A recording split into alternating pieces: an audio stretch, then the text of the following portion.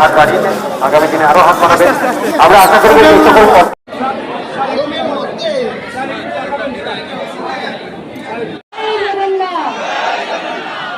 আমাদের নৃত্যানুষ্ঠান শুরু হচ্ছে।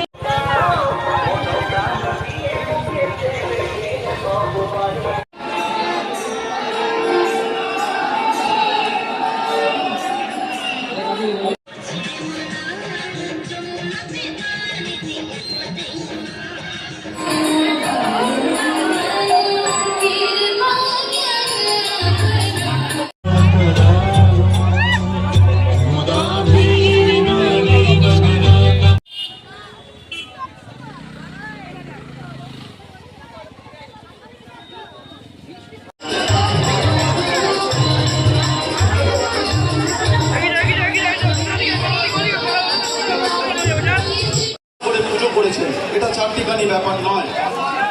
চৈতন্য মহাপ্রভু মহেশকে নব নীলাচল আখ্যা দিয়েছে।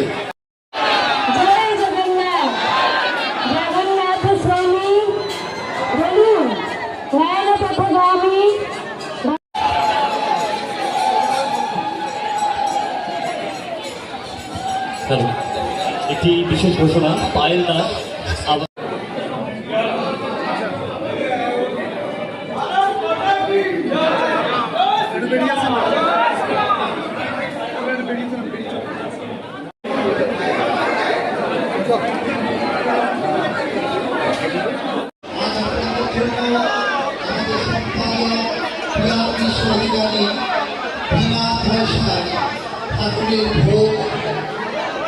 ব্যবস্থা করেছে।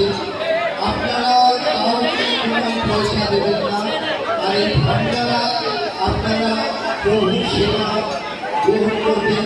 প্রভু ভোগ এবছর আরো ভালোভাবে অসংখ্য ধন্যবাদ জানাই। আমি সুকান্ত বাবুর হাতে কয়েকটা সুন্দর সুকান্তবাবুর দুটো কথা একটু আপনাদের সামনে বলবো।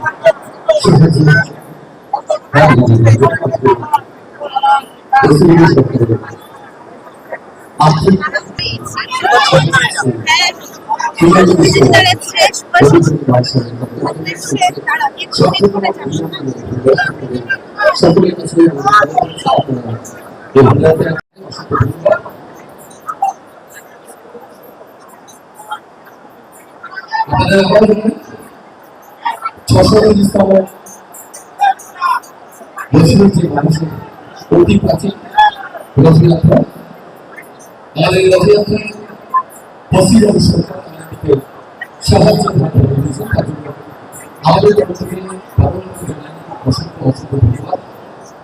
তাদের আর্থিক সহায়তা বছরের পুরনো রথযাত্রা এবং তার সাথে সাথে শ্রী জগন্নাথ দেবের বিগ্রহ, তার দর্শন স্পর্শ এবং এই রথযাত্রাতে অংশগ্রহণ করার যিনি সুযোগ করে দিয়েছেন তাকে আমি আমার তরফ থেকে অনেক অনেক ধন্যবাদ জানাই এবং তার পুরো পরিবারকে আমার তরফ থেকে অনেক অনেক শুভেচ্ছা জানাই। এই যে গত 30 বছরে প্রাচীন ঐতিহ্যপূর্ণ ঐতিহাসিক রথযাত্রা মানছে, সেই মানছে রথযাত্রাকে আজ নতুন রূপ দিয়েছে বর্তমান সরকার। আগের যে সরকার যারা ছিলেন তারাও করেছেন আমাদের জন্য। এই যে প্রাণবন্ত করা, আন্তরিকভাবে করা, আমরা ঠিক যেরকম চেয়েছিলাম উনি সেই রকম দিয়েছেন, সেই রকম করেছেন।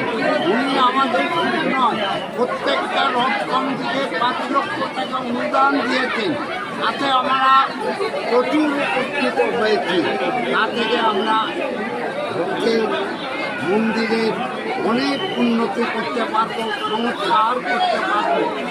আর আজকের এই যে রথযাত্রা 30 বছরে অগণিত ভক্তের ঢল নেমেছে, লক্ষ লক্ষ ভক্ত আসছেন, তার জন্যে আমাদের গোয়েন্দা অধিকারী, মাননীয় গোয়েন্দা অধিকারী আমাদের সমস্ত ব্যবস্থা করে দিয়েছেন।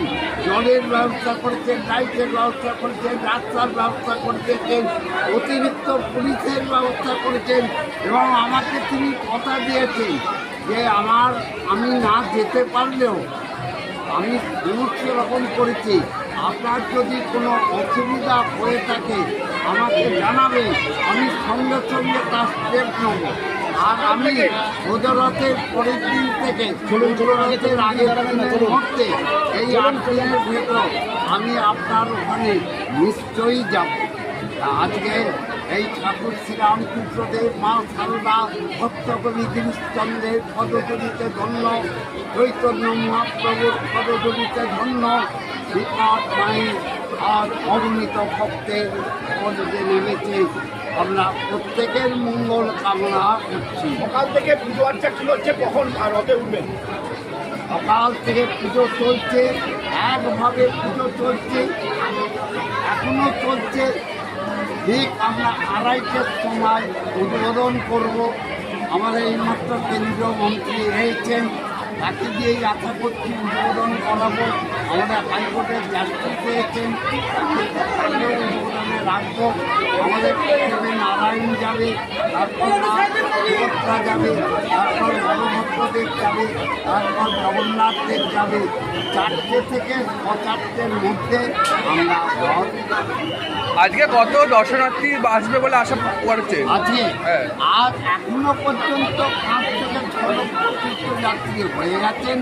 আশা করছি এখনো পুরো রথটা বাকি, এটা প্রায় 8-9 লক্ষ লোক। কারণ এটা শ্রীরামপুর স্টেশন থেকে রিসরা পর্যন্ত পুরোটা অগণিত ফিরে। সঙ্গে তো মুষলধারে বৃষ্টি হচ্ছে, তো সঙ্গে মুষলধারে বৃষ্টি হচ্ছে, যে মন্দির মানবে না, মানবে না। জয় জগন্নাথ। খুব অতি সাধারণ একজন ছাপোষা মানুষের মতো যিনি বসে আছেন, তার হাতে এই বন্ধন ব্যাংক তৈরি এবং বন্ধন ব্যাংকের মালিক হচ্ছেন ইনি চন্দ্রশেখর বাবু, চন্দ্রশেখর ঘোষ। ত্রিপুরার বাঙালি যদিও, তবুও বাঙালি। আমাদের উপস্থিত আছেন আমাদের মাঝে বিশিষ্ট সমাজসেবী, আমাদের এখানে যিনি রাজনৈতিক কাজ দেখেন, আমাদের রাজনৈতিক দলের এই জেলার সভাপতি সুমন ঘোষ, তিনি আমাদের মাঝে উপস্থিত আছেন। 2 ঘোষ পাশাপাশি, চন্দ্রশেখর ঘোষ, সুমন ঘোষ। যাই হোক, ঘষে ঘষে ঘষাঘষি না হলেই ভালো। এদিকে আমাদের মাঝে উপস্থিত আছেন বিশ্বপ্রিয় রায়চৌধুরী, যাকে বালুদা বলে চেনে, তবে সেই বালুদা না যার নাম আপনারা ইডিসিবিআই শুনতে পান, উনি নন, ইনি অন্যজন। এছাড়াও আরো বিশিষ্ট জনেরা এখানে উপস্থিত আছেন। সবাইকে এবং আমার সামনে যারা আসল লোক, জনতা জনার্দন, জগন্নাথ স্বামী যাদের নাথ, তাদেরকে তাদের চরণে আমার প্রণাম জানাই। তারাই আমার জন্য আসল জগন্নাথ। আপনাদের সকলের চরণে প্রণাম। আমরা সবাই জানি ভারতবর্ষের সবথেকে যদি প্রাচীনতম রথযাত্রা বলা হয় তাহলে শ্রীক্ষেত্র জগন্নাথ ধাম পুরী, যাকে নীলাচল বলা হয়। আর তারপরেই দ্বিতীয় প্রাচীনতম যদি রথযাত্রা বলা হয় ঐতিহাসিকভাবে, তাহলে আমাদের এই নবনীলাচল অর্থাৎ মাহেশের রথ। 630 বছর ধরে এই রথযাত্রা হয়ে আসছে। আমি তো কোন চার, স্বয়ং চৈতন্য মহাপ্রভু এই মাহেশে এসে তিনি একে নবনীলাচল বলে আখ্যা দিয়েছেন। অর্থাৎ অনেকে চেষ্টা করেছিলেন যে পুরীর মতো একটা ধাম তৈরি করব, যেখানে সেখানে তৈরি করলে ওই ধাম টিকবে না, হিতে বিপরীত হবে। হলেও তাই বুঝতে হবে যে নীলাচল আর নবনীলাচল কোথায় হয়। যদি মন্দিরটা নবনীলাচলে করার চেষ্টা করতেন তা হয়তো জগন্নাথ দেব রক্ষা করতেন, কিন্তু অন্য জায়গায় উধরপিণ্ডি যদি বুধর্প ঘাড়ে চলে যায় তাহলে যা হওয়ার তাই হয়েছে। তো আজ জগন্নাথ প্রভু আশীর্বাদ করেছেন আমাদের এই পূর্ব ভারতের পাশাপাশি 3 রাজ্য, সেখানে যাকে আমরা একসাথে এক সময় অঙ্গ, বঙ্গ এবং কলিঙ্গ বলতাম, এই 3 জায়গাতে জগন্নাথ প্রভুর আশীর্বাদ ধন্য সরকার হয়েছে, সেন প্রভুর চরণে আমার প্রণাম জানাই। বড় ঠাকুর তার চরণে আমার প্রণাম জানাই, অর্থাৎ বলভদ্র ও মাতা সুভদ্রার চরণে আমার প্রণাম জানাই। এই জগন্নাথ যাত্রা, রথযাত্রা হিন্দু সনাতন ধর্মের এক অদ্ভুত আচরণ বলুন বা অদ্ভুত এক উৎসব, যেখানে প্রভু স্বয়ং মন্দির থেকে বেরিয়ে জগতের নাথ হিসেবে সবাইকে দর্শন দেন এবং সেই প্রভুর আশীর্বাদ আমাদের সকলের উপর বর্ষিত হোক। সবাই প্রভুর দর্শন করুন, প্রভুর আশীর্বাদ নেন।